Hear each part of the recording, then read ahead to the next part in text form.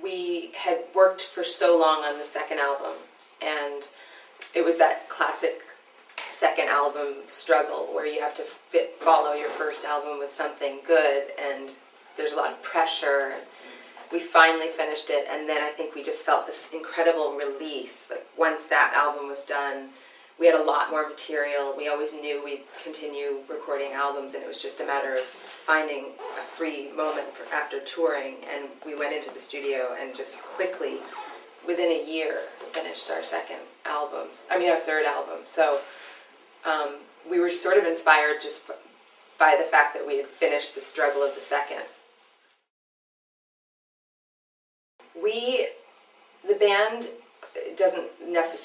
The whole band doesn't write, so Thomas and I have written a lot of the songs together, and usually we write them in his loft. He has a big, crumbling, sort of old brick building, and he has the third floor, and it's full of old movie posters and vinyl albums, and it's got a lot of atmosphere, so it's a very inspiring place to write. He has a big grand Steinway piano, and so we write a lot there. And then and other band members have been writing now by themselves, so we kind of just go off and do our own thing, and then come together and arrange the songs, and then we go into the studio. And this third album Thomas and I produced together, so I was much more involved and always in the studio every day that we were in the studio all day long.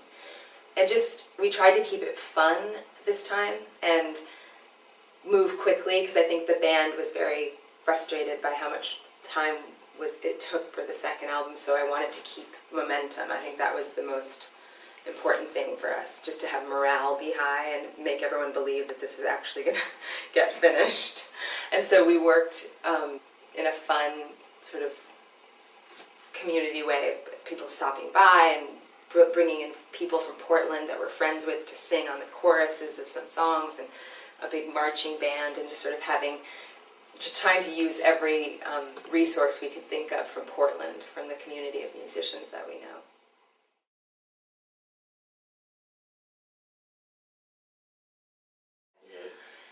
It's always an adventure. French, Italian, Spanish, and Portuguese are similar enough that I can really understand the words, and the pronunciation for Portuguese I need someone to help me with, because I really don't have much experience with. But something like Arabic, when I first heard that song, I didn't think there was any way I could sing it. And Thomas is very encouraging. He really likes to make you feel like you can do anything, which is really nice in a partner. And he found this professor at Portland State University, who is the professor of Arabic, and he came to the studio and coached me for like 6 hours, and by the end of that I had recorded the song and memorized it.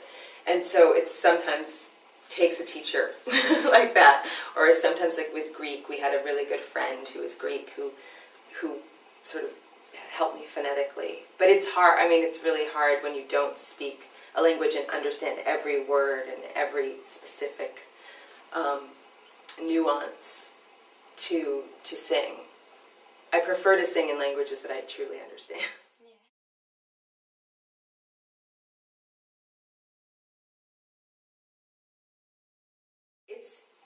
It's quite something. I mean, I'm glad that I'm not in charge of organization, because it's a lot of people to keep track of.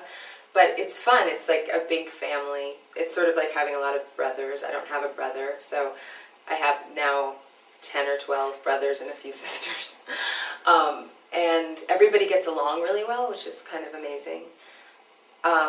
They're all they love to travel, and they love to, I mean, the guys in the band go out and hear music every night if they have off, and stay up late and go to bars and hang out. Because I'm the singer, I'm always going to bed early and trying to keep my voice healthy, so it's very boring. But they're all mostly people that Thomas has met in Portland and sort of pulled in from symphony orchestras or other bands, or just friends of friends. And we've never held auditions for any of the positions in Pink Martini. It's just sort of went from 5 people originally, and then Thomas felt like, I want to hear trombone, or I want to hear cello, now I want violin, how about harp, maybe koto, more percussion. So we kept finding more and more people, and they're all very nice.